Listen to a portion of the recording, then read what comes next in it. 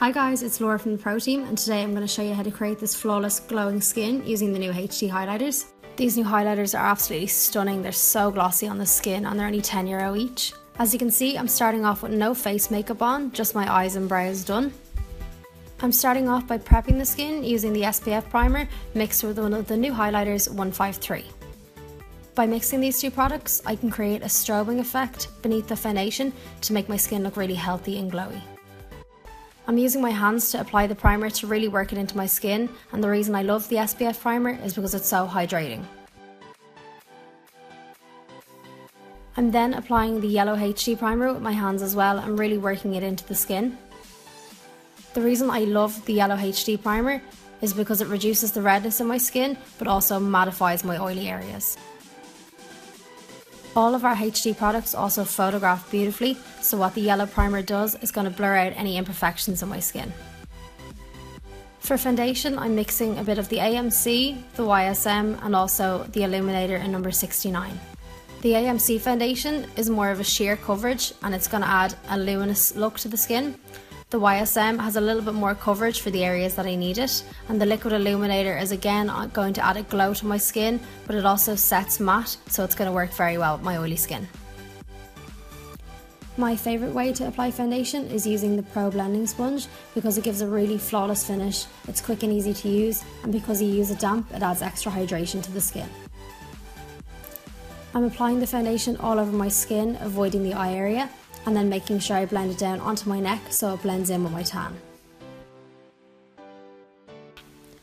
Because I've done my eyebrows here first, I have to be careful to not get foundation in them, so I use a flat concealer brush and a bit of foundation just to carve around the edge.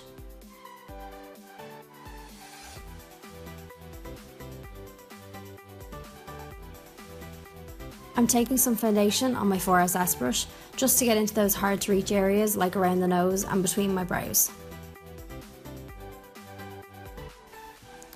I'm taking my Undereye Concealer in a paler shade to highlight and add brightness to the face. The areas I apply the concealer are the areas I want to pull forward and draw attention to.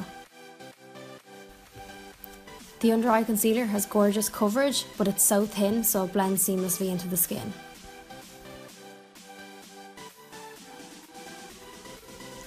The reason I'm taking the concealer under my cheekbones is because the pale colour is going to contrast to where the contour is going to go, so I don't have to contour as heavily.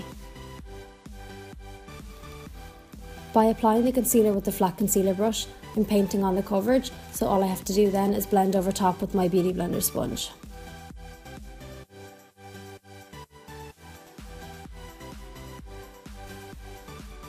I'm then take one of the pressed powders on my 15 BJF brush just to set the skin.